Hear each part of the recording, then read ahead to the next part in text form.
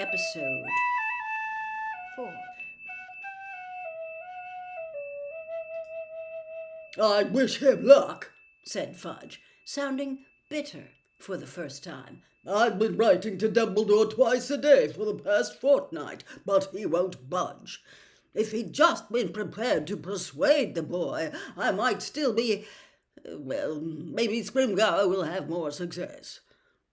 Fudge subsided into what was clearly an aggrieved silence, but it was broken almost immediately by the portrait, which suddenly spoke in its crisp official voice. "To the Prime Minister of Muggles, requesting a meeting, urgent. Kindly respond immediately. Rufus Scrimgeour, Minister of Magic." Yes, fine," said the Prime Minister distractedly, and he barely flinched as the flames in the grate turned emerald green again, rose up, and revealed a second spinning wizard in their heart, disgorging him moments later onto the antique rug.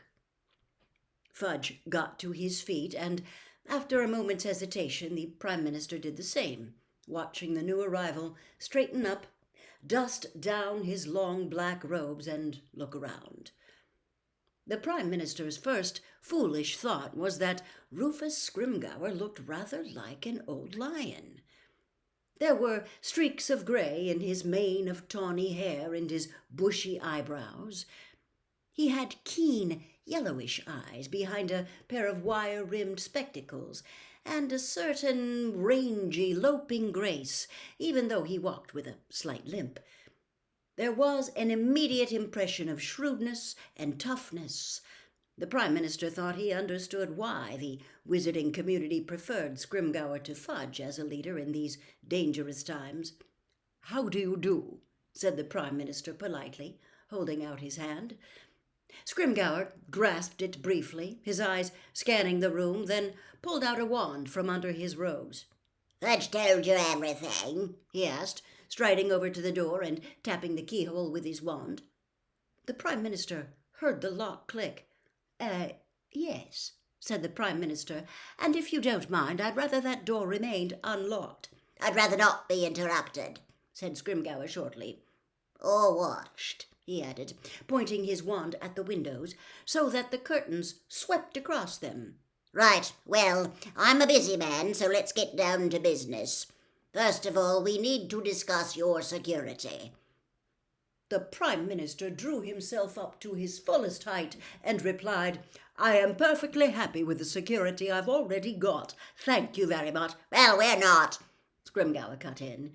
"It'd be a poor lookout for the Muggles if their Prime Minister gets put under the Imperious curse. The new secretary in your outer office—" "I'm not getting rid of Kingsley Shacklebolt, if that's what you're suggesting," said the Prime Minister heartily. "He's highly efficient, gets through twice the work the rest of them do."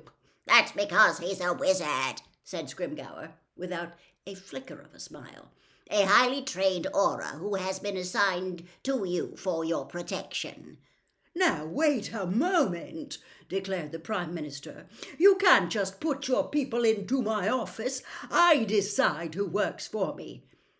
"I thought you were happy with Shacklebolt," said Scrimgeour coldly. "I am. Well, that's to say I was." "Then there's no problem, is there?" said Scrimgeour. Well, as long as Shacklebolt's work continues to be excellent," said the Prime Minister lamely, but Scrimgeour barely seemed to hear him. "Now, about Herbert Chortley, your junior minister," he continued, "the one who has been entertaining the public by impersonating a duck." "What about him?" asked the Prime Minister. "He has clearly reacted to a poorly performed Imperious curse," said Scrimgeour. "It's addled his brains, but he could still be dangerous." "He's only quacking," said the Prime Minister weakly. "Surely a bit of a rest, maybe go easy on the drink." "A team of healers from St. Mungo's Hospital for Magical Maladies and Injuries are examining him as we speak. So far he has attempted to strangle 3 of them," said Scrimgeour. "I think it best that we remove him from Muggle society for a while." Well, he'll be all right, won't he?"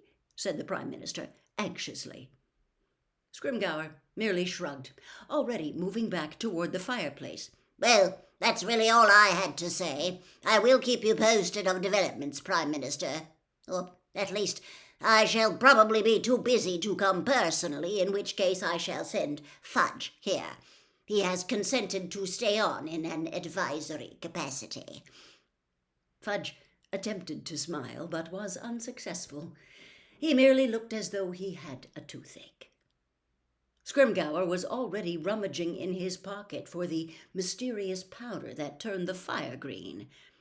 The Prime Minister gazed hopelessly at the pair of them for a moment. Then the words he had fought to suppress all evening burst from him at last. But for heaven's sake, you're wizards! You can do magic!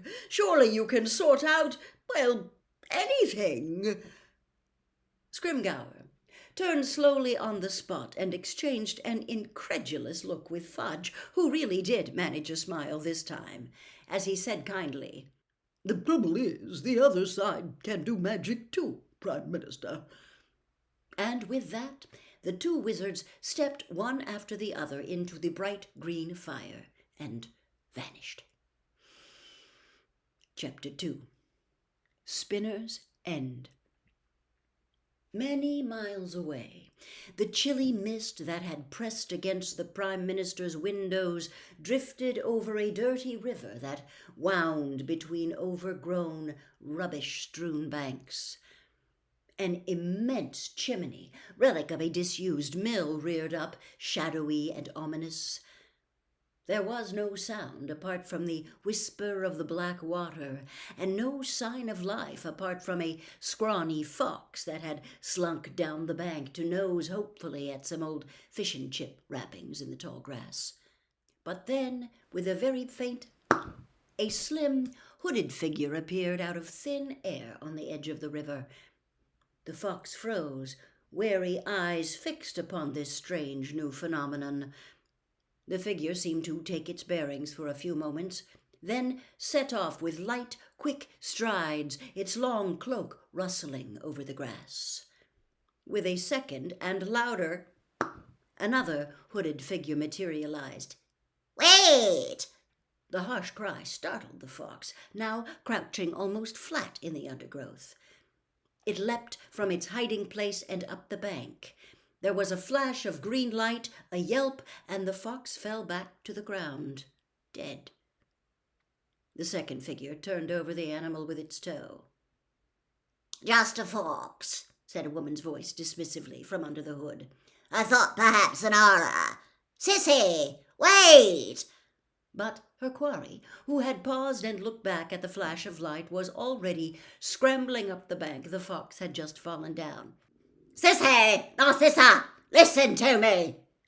The second woman caught the first and seized her arm, but the other wrenched it away. "Go back, Bella! You must listen to me! I've listened already! I've made my decision! Leave me alone!" The woman, named Narcissa, gained the top of the bank, where a line of old railings separated the river from a narrow, cobbled street. The other woman, Bella, followed at once. Side by side they stood looking across the road at the rows and rows of dilapidated brick houses, their windows dull and blind in the darkness. "He lives here?" asked Bella, in a voice of contempt.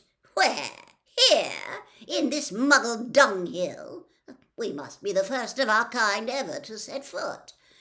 But Narcissa was not listening. She had slipped through a gap in the rusty railings and was already hurrying across the road. "Sissy, wait!" Bella followed, her cloak streaming behind, and saw Narcissa darting through an alley between the houses into a second, almost identical street. Some of the street lamps were broken. The two women were running between patches of light and deep darkness.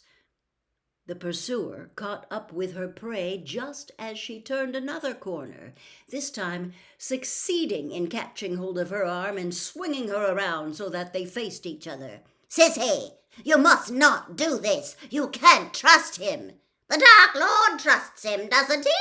The Dark Lord is, I believe, mistaken."